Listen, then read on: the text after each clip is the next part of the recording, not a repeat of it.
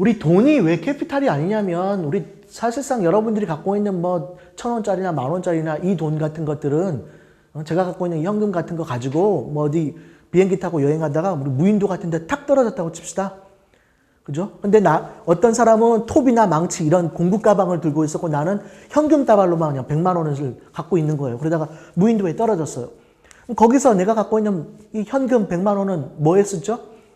아무 의미 없죠. 그죠? 불 때는 데나 쓸 겁니다. 근데 뭐 옆에 같이 탄 사람은 뭐 톱이나 망치 가져갔죠. 이거 바로 생산에 들어가는 거죠. 그죠? 그러니까 경제학에서 캐피털이라고 하면 돈을 말하는 게 아니라 이렇게 생산에 필요한 기계 도구들을 말합니다. 나중에 수업 더 진행할 때 특히 매크로 이코노미क्스에서 더 얘기하겠지만 이런 캐피털 굿을 사는 것, 이 자본재를 사는 걸 우리가 인베스트먼트라고 해요. 투자.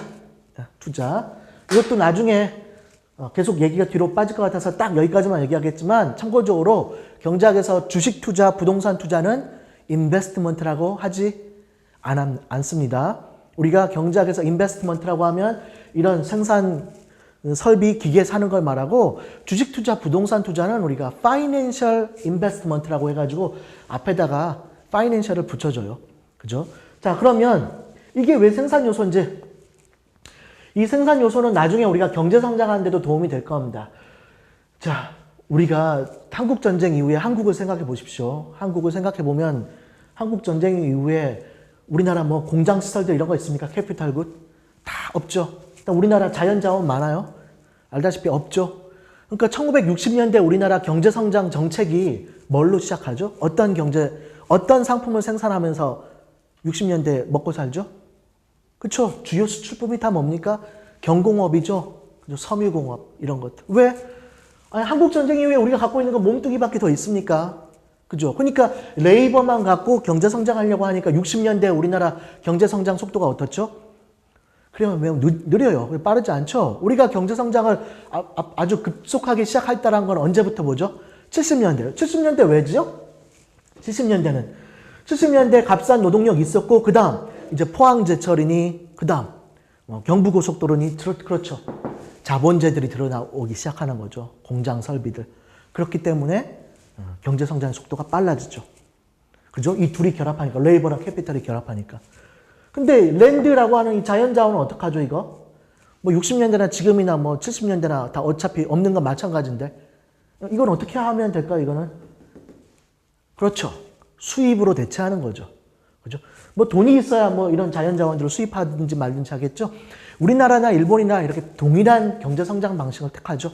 값싼 노동력을 기반으로 해서 과거의 경제성장 초기에 자본재와 그 다음 자연자원을 이렇게 통해가지고 이제 경제성장하죠. 여러분들 그럼 사우디아라비아는 이 세 가지 중에 주로 뭘로 경제성장한 것 같아요? 그렇죠. 사우디아라비아, 중동은 다 이거죠. 내추럴 리소시스. 그렇죠. 그러니까 어쨌든 균형적으로 잘 되려면 이 세 가지가 잘 갖춰져야 돼요. 그렇죠? 그러므로 이걸 다시 직역하면 뭡니까? 생산에 반드시 필요한 팩터들이라고 부르는 겁니다. 자, 이렇게 해서 이게 가장 기본적인 경제학에서 나오는 생산 요소죠. 교재에 다 그런 것들에 대해서 자세하게 써 있습니다. 그다음 5쪽에 넘어가면은 이거는 뭐 간단한 거니까 그냥 간단하게 얘기만 하고 넘어가겠습니다. B번에 Economic Activity라고 해서 1번 큰 1번에 Production, Distribution and Consumption이라고 되어 있죠. Production이란 건 없는 걸 만들어내거나 혹은 가치를 더 증진시키는 거죠. Production은 한마디로 가치 창출 행위를 말합니다. 그 다음 Distribution은 Distribution은 이 생산 요소랑 관계 있어요. Distribution은 자, 레이버. 내가 어떤 편의점에서 아르바이트 해야지 날 레이버를 제공하는 거죠. 뭐 왜 내가 내 레이버를 왜 나의 노동을 편의점에 왜 제공하죠? 자원봉사하려고? 아니죠. 그 용돈 벌려고 하는 거잖아요. 그죠? 그러니까 내가 노동을 제공하면 반드시 그거에 대한 대가를 받아야죠. 즉 우리는 레이버에 대한 대가를 뭐라고 부르냐면 웨이지라고 하죠. 임금. 그죠? 노동에 대한 대가를 웨이지라고 하고 그럼 토지에 대한 대가는 토지 자연자원에 대한 대가를 그냥 우리가 렌트라고 해요.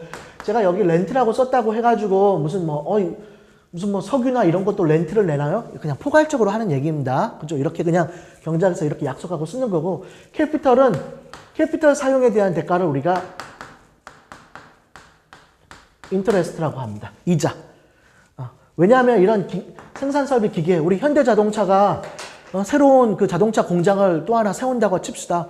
그럼 현대자동차는 그 공장 세울 때 현대자동차 자기네 돈으로만 짓습니까? 반도체 사업을 하려고 어떤 회사가 반도체 사업에 투자할 때 자기 돈으로 합니까?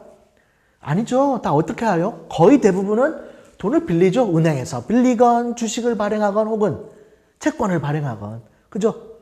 그러니까 이 투자를 하려면 투자를 해서 기계 같은 걸 사려면 남의 돈이 필요해요. 그죠? 남의 돈이 필요한데 그거에 대한 대가를 우리가 인터레스트라고 해가지고 총칭해 버리는 거죠. 자, 이렇게 생산 요소 제공에 대한 대가를 웨이지, 렌트, 인터레스트의 형태로 받는 걸 뭐라고 부른다고요? 그렇죠. 디스트리뷰션이라고 합니다. 이 분배라고 번역한 이거는 무슨 친구랑 피자를 나눠 먹었다. 이거 디스트리뷰션입니까? 아닙니다. 경제학에서 말하는 디스트리뷰션은 뭐 친구랑 뭐 맛 좋은 거 나눠 먹거나 이런 걸 의미하는 게 아니라 뭐라고요? 생산 요소 제공에 대한 대가. 이걸 웨이지, 프로핏, 렌트, 인터레스트의 형태로 받는 것. 이것을 디스트리뷰션이라고 해요. 그죠? 자, 이게 바로 이 디스트리뷰션 받은 요게 바로 나의 뭘 형성하죠? 그렇죠? 인컴이죠? 인컴 갖고 내가 돈을 왜 버는 겁니까? 모으기 위해서 돈 법니까? 쓰기 위해서 법니까? 결국은 쓰기 위한 거죠. 결국은. 그러니까 컨섬션이 바로 그런 거죠. 자, 그 정도 정리하면 되고, 이건 뭐 간단한 개념이니까 이건 그냥 그렇구나 해서 넘어가면 됩니다. 그다음 큰 이번에 goods and services, 재화나 서비스, 용역을 말하죠. 우리가 goods and services라고 하면 했을 때 재화 서비스를 한 단어로 묶어서 얘기하면 프로덕츠라고 해요. 프로덕츠. 생산품.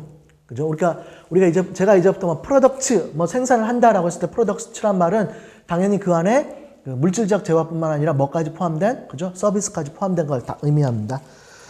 자, 그 다음 넘어가시면 큰 3번에 이코노믹 에이전트 있죠. 이코노믹 에이전트는 경제 주체라고 합니다.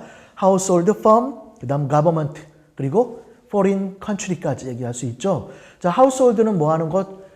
가계, 즉 소비의 주체이고, 그 다음 생산 요소를 제공하는 사람들이죠. 그 다음 firm은 그렇죠? 생산의 주체, production. 그 다음 생산 요소를 구입하고, 그 다음 기업은 공공재 같은 거 만들고 여러 가지 경제 정책을 수행하는 곳입니다. 거기 여기 그림 나오는 거 보시면 아시겠지만 이 하우스홀드랑 펌이 가장 기본적인 생산의 주체겠죠. 사실 가버먼트랑 그 포린 컨트리 부분은 없어도 경제는 돌아가죠. 그죠? 그러니까 가장 기본적인 건 하우스홀드랑 펌 이렇게 정의하면 되겠습니다. 자, 가장 기본적인 그 개념에 대한 얘기를 한 겁니다.